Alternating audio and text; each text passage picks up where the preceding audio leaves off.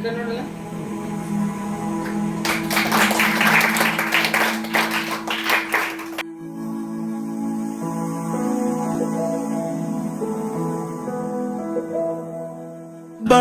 ಹಿಡಿದ ಭಗವಂತ ಇರುತ್ತಾನೆ ನಮ ಸುತ್ತ, ಅವತಾರ ನಾನಾ ರೂಪವೋ.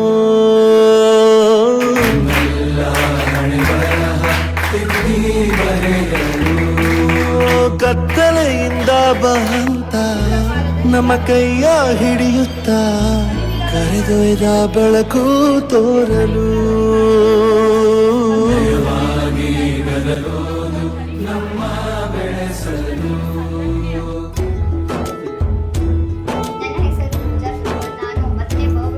ಭಾಷೆ ಅಮೃತ ಕುಡಿಸೋ ತಾಯಾಗಿ,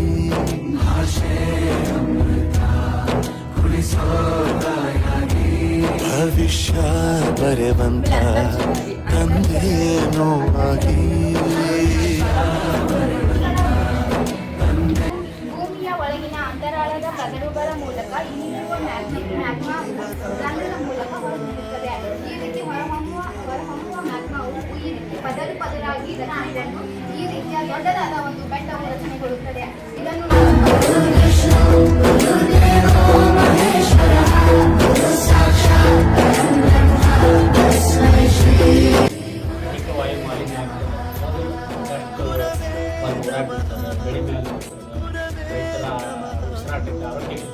ಬಳಪ ಹಿಡಿದ ಭಗವಂತ ಇರುತ್ತಾನೆ ನಮ ಸುತ್ತ, ಅವತಾರ ನಾನಾ ರೂಪವೋ.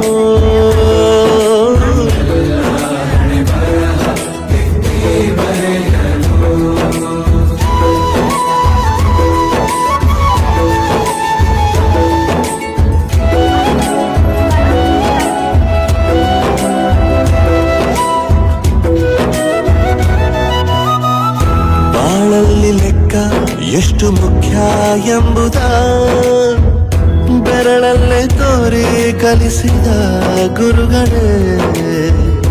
ಈ ದೇಹ ಹೇಗೆ ದಂಡಿಸೋದು ಎನ್ನುವ ಸಂದೇಹನಿಗೋ ಮೆಚ್ಚಿನ ಕಲಿಗಳೇ.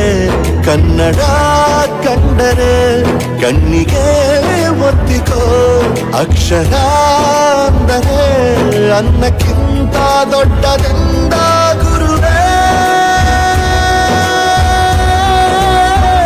ಪ್ರತಿ ಬಾರಿ ತಾಳ್ಮೆ ಪಾಠ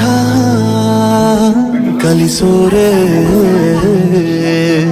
ಗುರುಗಳು, ನಮ್ಮ ಗುರುಗಳು.